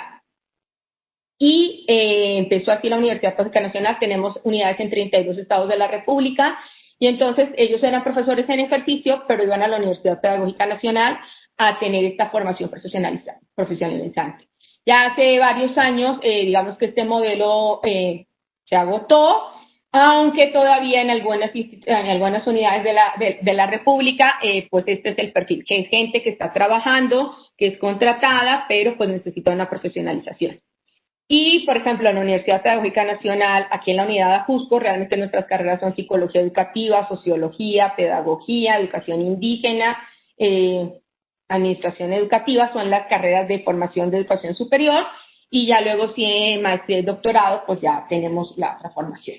No sé si con eso di respuesta. Sí, doctora. Hay otra pregunta relacionada también. ¿Considera adecuado la formación inicial docente mediante las escuelas normales? Micrófono. A ver, yo creo que depende de cómo esté en cada país organizada la escuela normal, ¿no? Y yo creo que hay como varios elementos. En el caso de México, pues es el espacio donde se están formando los profesores. Voy a decir yo, ya a mí me gustaría que los profesores se formaran en las universidades, en tanto pudieran tener la posibilidad de interactuar con otras profesiones, ¿no? En el caso, por ejemplo, de Colombia, los profesores, ya no existen todavía algunas normales, pero son muy pocas. La mayoría de los profesores se forman en las universidades, pero todavía hay un interesante, pero básicamente estas normales están tuteladas por algunas universidades. Y los profesores que se forman en las normales allá básicamente trabajan en el sector rural. Y yo creo que depende, ¿no? O sea, no puedo generalizar porque yo creo que depende de la realidad sociocultural, y volvemos como cuando hablamos de cuál fenómeno es relevante, pues depende de nuestro contexto. O sea, ¿para qué digo yo que hablemos de los perritos y lo que tenemos pues aquí son, no sé, los peces? Entonces, yo creo que tiene que ver como con un contexto sociocultural. Sí creo que efectivamente la escuela normal, más bien la formación de profesores tiene que estar en instituciones de educación superior, llámense como se llamen, tienen que ser instituciones de educación superior y que tenga una apertura y una interacción con las universidades, ¿no? Yo, por ejemplo, en la Universidad Pedagógica Nacional de Colombia, pues claro, es una universidad, pero hay N cantidad para formar profesores de matemáticas, de ciencia, de educación física, de programas. Entonces, pues, eso es como tener o sea, en Colombia antes estaba la Universidad Nacional, pero todo lo educativo se fue a la pedagógica y es suficiente con que sea la Universidad Pedagógica Nacional, pero no es la única que forma profesores, ¿no? También se forman en otras universidades. Entonces, yo diría que ahí es un asunto contextual. Sí creo que lo único, y sí me parece relevante, es que no puede ser un ejercicio endogámico. Sobre eso me parece que en el caso nuestro sí habría que abrir un poco más, y hay normales que se han abierto. Yo insisto, por ejemplo, trabajo con las colegas de la normal de Guanajuato, y ellas siempre están interactuando con la gente de la Universidad de Guanajuato, con nosotros en la Universidad Pedagógica Nacional. Si el asunto es solamente mirarnos las normales, yo creo que habría que abrir la mirada, ¿no? Y lo mismo entre la Universidad Pedagógica Nacional y otras universidades. Yo creo que eso más bien sería lo más importante. Perfecto, doctora, tiene mucha razón, cada contexto es diferente y bueno, nosotros tenemos también nuestra historia. Tenemos otra pregunta. ¿Qué hacer cuando en una clase se hacen presentaciones, se trabaja con videos, animaciones, laboratorios, se relaciona la ciencia con la vida diaria y al momento de hacer una prueba no hay buenos resultados? Sí, la había visto yo. A ver, ahí tengo como varias reflexiones, ¿no? Porque esto es como un poco que uno dice, hasta les bailé, les canté, no hice 80 actividades. El punto es, si hay un sustento, ¿cuál es el sustento teórico? ¿Cuál es la intencionalidad teórica? Y cómo se está pensando el aprendizaje para tomar las decisiones de las actividades. Yo creo que ahí es donde está el punto. Yo puedo hacer pocas actividades, ¿no? Entonces, por ejemplo, aquí les pusimos a los chicos, es una de las que hicimos, que tenían un rompecabezas, lo fueron armando, unos dijeron, sí, esto es un terremoto, otros dijeron, esto es basura, y entonces, bueno, si es un terremoto, ¿cuál terremoto reconocemos? Veamos un video, ¿qué estará pasando? Luego dibujen qué se imaginan y qué piensan que está pasando debajo de la tierra, discútanlo, ¿no?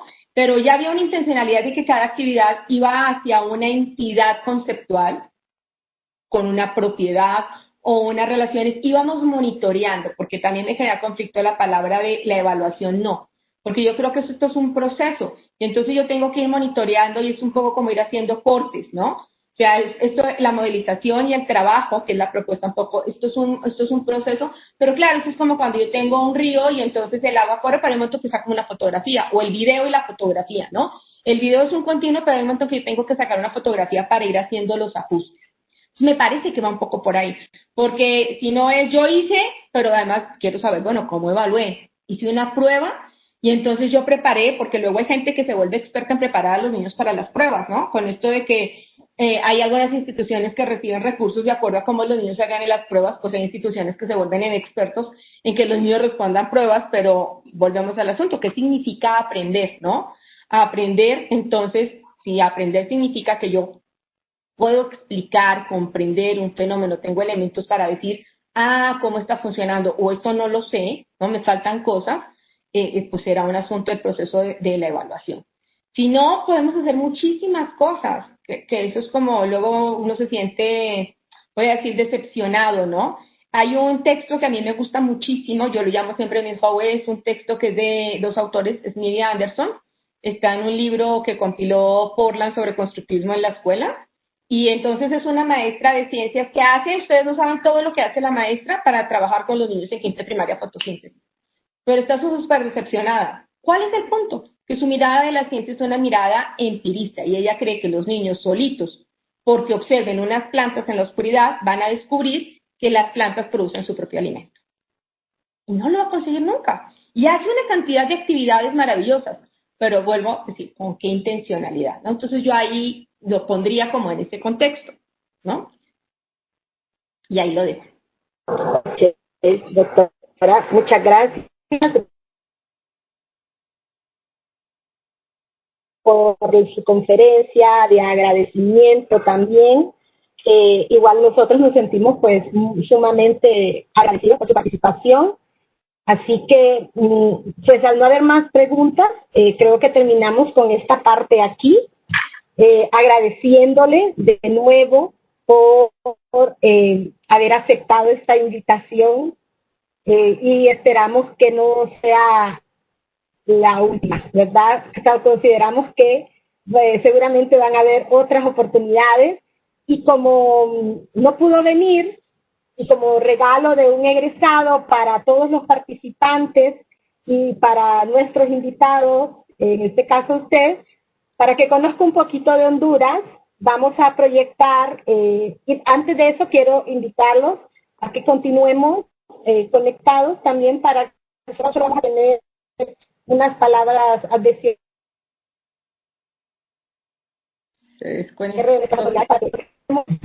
es del profesor José Arturo Cárcamo.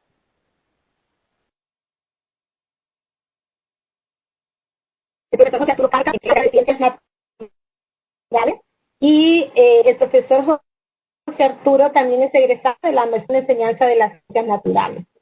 Él vive en Patuca y él nos ha mandado un video que se denomina Historia, Cultura y Locales de Patuca. Espero que proyectamos. Yo agradezco el regalo y la invitación. Claro. Aquí seguimos con usted. No se nos... Sí, aquí estoy. Bueno, espero que les haya gustado. Doctora, tiene la palabra para dirigirse a la audiencia para que hoy sí cerremos esa parte de su participación.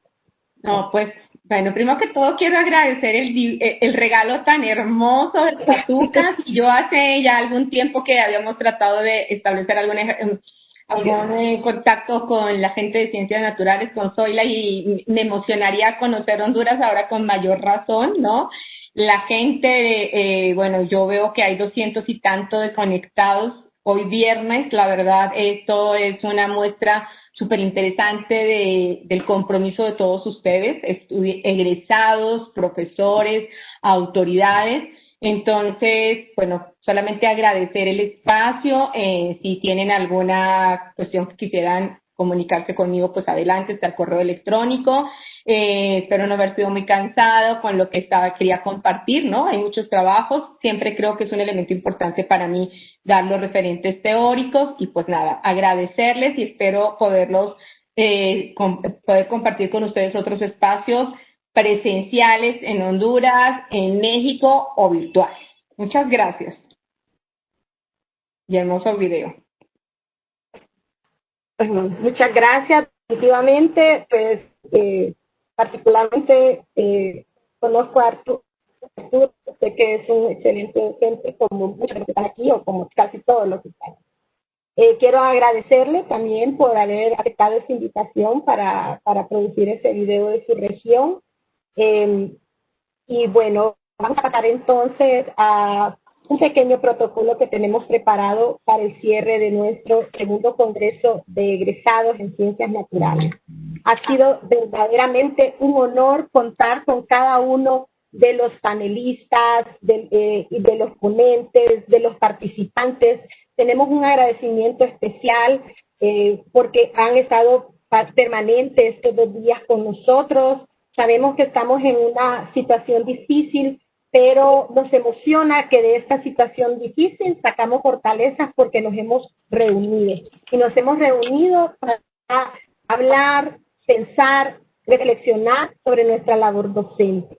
El segundo Congreso de Egresados de Ciencias Naturales se denominó Atravesando Fronteras Digitales en el Proceso de Enseñanza-Aprendizaje de la Ciencia. Agradecemos a todos por su participación. El propósito en un inicio fue ofrecer a cada uno de los participantes reflexiones, estrategias y recursos de aprendizaje para mejorar el desempeño en las diferentes asignaturas de las ciencias naturales. Y creemos que hemos logrado ese objetivo a través de las diferentes conferencias, talleres y demostraciones de recursos educativos que en este evento se han desarrollado. Hemos transcurrido estos 2 días desde reflexionar sobre la vigencia de la educación en ciencias y más en la situación actual que vivimos por la pandemia. Nos adentramos después en la revisión de una muestra de diferentes recursos digitales. Nos emocionamos al conocer que nuestros docentes también manejan otros recursos digitales y eso nos ha abierto la mente para preparar próximos encuentros. Con la mirada a mejorar los procesos de enseñanza-aprendizaje. Bueno, ante la incertidumbre de qué es lo que vendrá.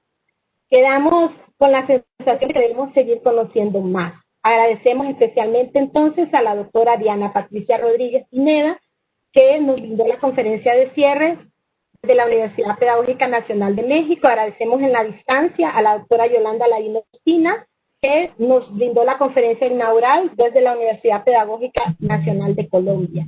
Agradecemos especialmente a todo el equipo de rectoría, decanos, vicedecanos, directores de centros regionales, jefes, secretarios y jefes y secretarios de departamento, directores de unidades, jefes de sección, docentes y egresados, por supuesto que eran los invitados especiales a este evento. Pasamos entonces a darle la palabra a la magíster Zoila Maribel Moncada, jefe del Departamento de Ciencias Naturales. Vamos a tratar de ser breves porque deben de estar bastante cansados. En primer lugar, buenas tardes a todos otra vez. Quiero dar un agradecimiento muy especial a la doctora Diana Patricia Rodríguez de la Universidad Pedagógica de México, nuestra invitada especial para la conferencia de cierre. Gracias, doctora, por todo ese compartir con esa hermosa charla que nos dio y nos hace reflexionar mucho sobre nuestro quehacer docente. Saludo también a nuestro vicerrector académico, el magíster Bartolomé Chinchilla, que hoy nos acompaña, a nuestro decano de la Facultad de Ciencia y Tecnología, magíster Carlos Aguilar, una persona que siempre nos apoya en el desarrollo de todas nuestras actividades dentro del departamento, a la profesora Alba Rosa González, vicedecano de la Facultad de Ciencia y Tecnología, por estar acompañándonos en nuestras actividades. Estos 2 días de congreso, también saludamos a nuestros compañeros docentes, a nuestros egresados que están aquí, ¿verdad? Esperamos que estén ansiosos de querer más encuentros como este.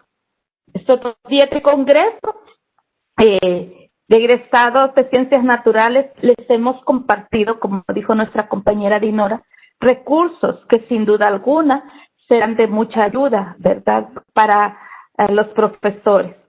Los profesores también nos han hecho saber cómo ellos han manejado sus aulas dentro de la pandemia y con los pocos recursos que tienen acceso. Nuestros compañeros docentes del Departamento de Ciencias Naturales han sacado tiempo y con mucho profesionalismo y agrado han compartido sus experiencias con ustedes. En nombre de este maravilloso equipo organizador y técnico que ha trabajado arduamente para poder desarrollar este congreso, les agradecemos su asistencia estos 2 días a todos nuestros egresados.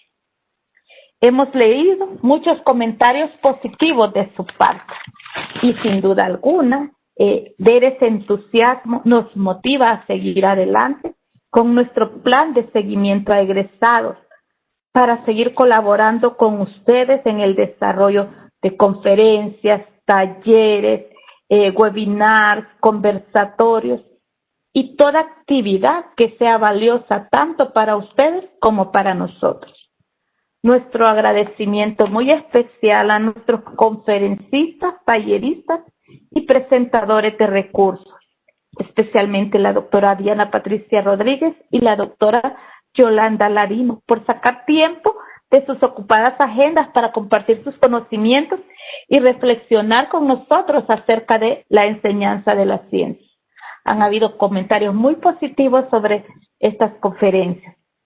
A los profesores ponentes, Luis Felipe Inestrosa, Javier García Héctor Pineda, Luis Santos, Mayra Cervellón, Elizabeth Espinosa, Yajeric Ortega y Rosana Bulnes, que sin duda alguna, muchos de ellos siendo parte también del equipo técnico, ¿verdad? Y organizador, participaron con sus actividades. A nuestros estudiantes que también han compartido sus conocimientos y habilidades con ustedes y pudimos ver en ellos un profesionalismo y motivación al presentar sus actividades. A nuestros compañeros presentadores que animan la participación y a los compañeros docentes del departamento y de la universidad que han estado con nosotros en el desarrollo de estas actividades. Un agradecimiento muy especial al profesor Héctor Pineda, que ha pasado muchos días trabajando con la plataforma Cisco Webex, al igual que nuestros compañeros Julio, Yajeric, Javier, Yulisa, Rosana, y a mi gran compañera de equipo, la profesora Hilda Dinora Oyuela, que hemos con mucha alegría preparado este evento para todos ustedes. Muchas gracias, queridos egresados, y los esperamos con mucho cariño para participar en nuestras actividades el próximo año. Les deseamos éxitos en su cierre de año escolar, porque a pesar de que era a cierre de año escolar, pudieron estar estos 2 días con nosotros. Y también les deseamos mucho descanso durante su periodo de vacaciones, bajo la incertidumbre de que no sabemos qué va a pasar el otro año, pero con mucha motivación para seguir adelante nuestra bella labor docente. Muchas gracias y buenas tardes. Muchas gracias, profesora Zoila. A continuación, le damos la palabra al magíster Carlos Gerardo Aguilar, nuestro decano de la Facultad de Ciencia y Tecnología. Buenas tardes. Un agradecimiento especial, ¿verdad?, a todos los que estamos presentes en esta sala virtual. Saludarles también de parte del señor rector de nuestra Universidad Pedagógica Nacional, Francisco Morazán, el doctor Hermes Albubín Díaz Luna. Les manda un feliz saludo en esta tarde de este viernes. También quiero saludar a nuestro vicerrector académico, el magíster Bartolomé Chinchilla, que nos acompaña y agradecemos por estar en este evento académico. A la profesora Alba Rosa González, vicedecana de la Facultad de Ciencia y Tecnología. Por supuesto, felicitar, ¿verdad?, a las 2 personas que estuvieron de frente en este segundo congreso, a la jefa del Departamento de Ciencias Naturales, la profesora Zoila Maribel Moncada Paz, a la secretaria académica, la profesora Hilda Dinora Oyuela Izaguirre. Saludar a cada uno de los profesores del Departamento de Ciencias Naturales que miro que están conectados en esta conferencia. Por supuesto, ¿verdad?, saludar a los otros colegas de las demás áreas que están compartiendo también esta conferencia y este momento aquí de Ciencias Naturales.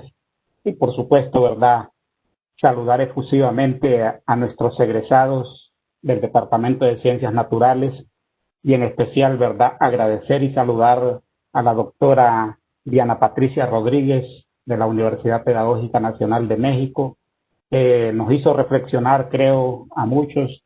En algunos momentos hasta sentí que la piel se me enchinó porque me estaba acordando de mis clases de didáctica. Muchas cosas nos volvió a la mente de las que aprendimos y creo que ustedes han ido avanzando mucho.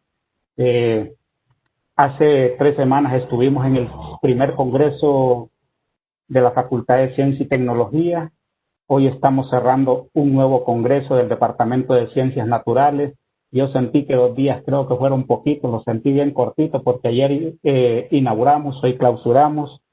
Doctora Patricia, creo que para el próximo año, primero Dios, la podamos tener aquí en la presencialidad.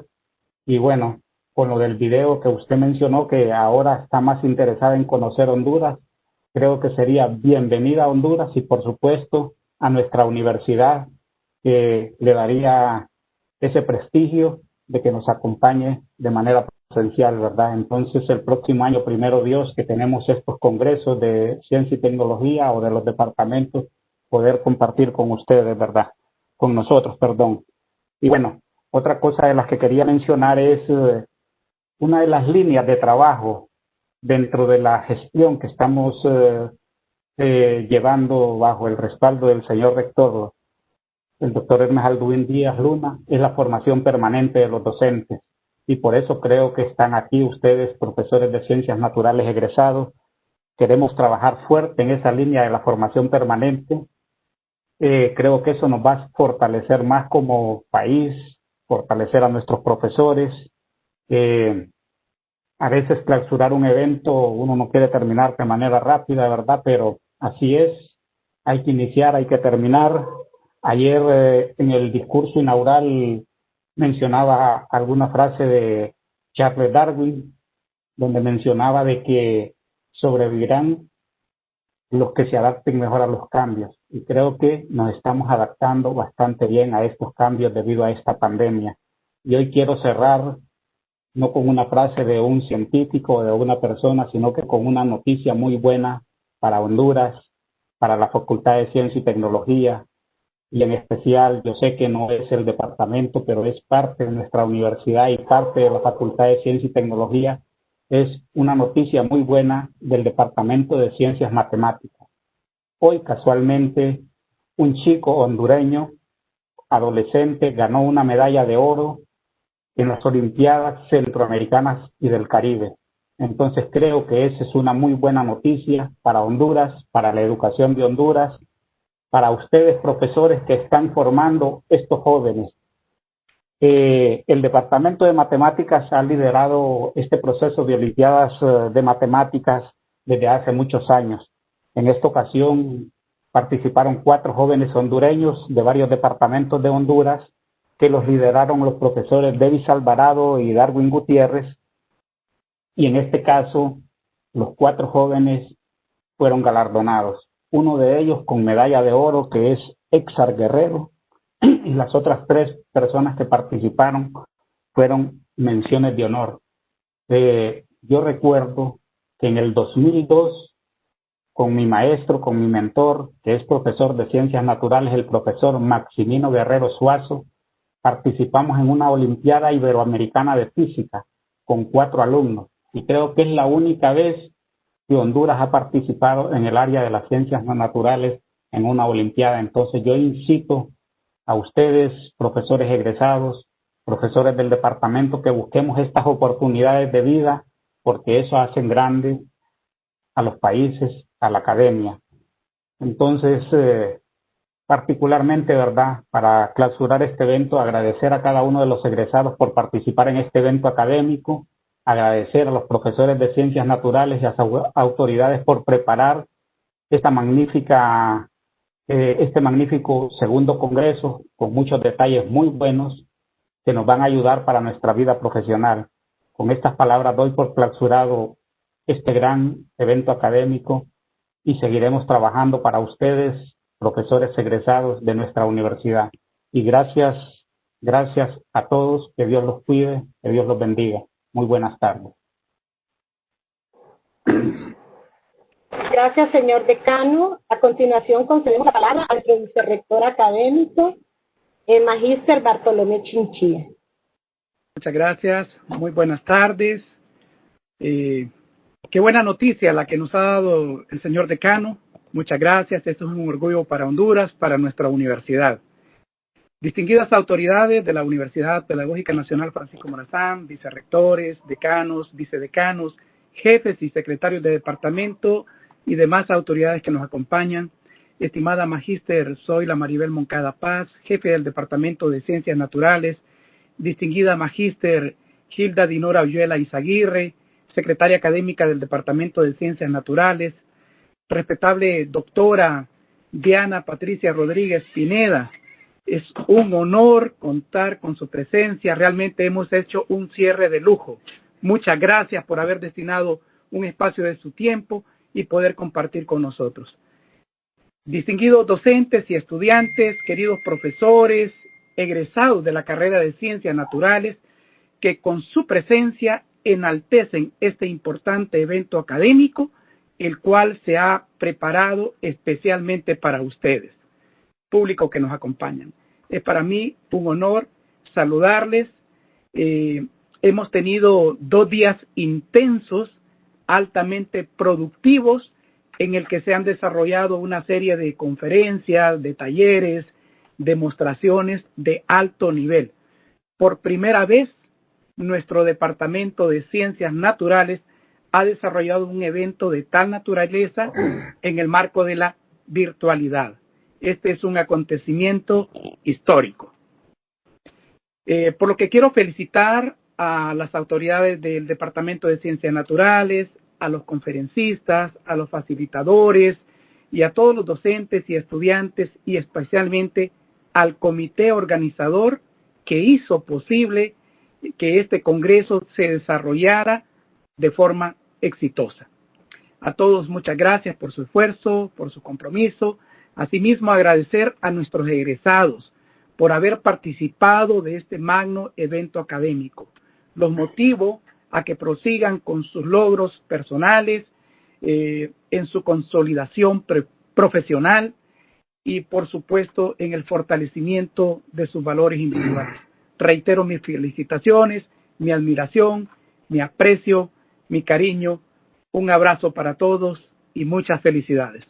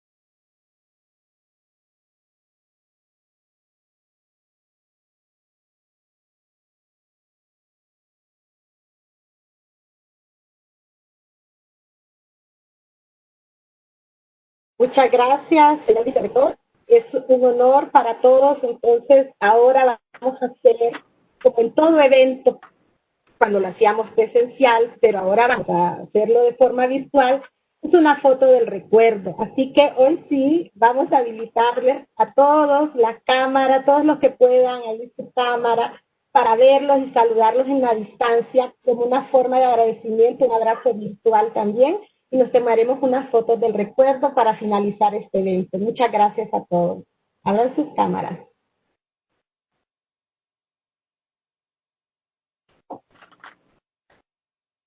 Compañeros, ¿estamos listos? Eso es emocionante ver sus caritas, colegas.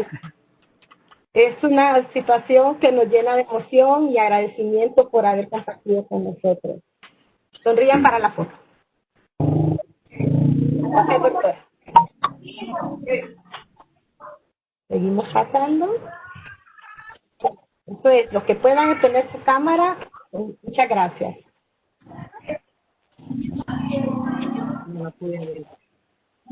Chévere, caras tan jóvenes, qué guapas, qué guapos. Es una emoción tan grande ver exalumnos, compañeros, es emocionante, la verdad que sí. Les estamos eternamente agradecidos y los esperamos para los próximos que vengan. Gracias, Chiquete.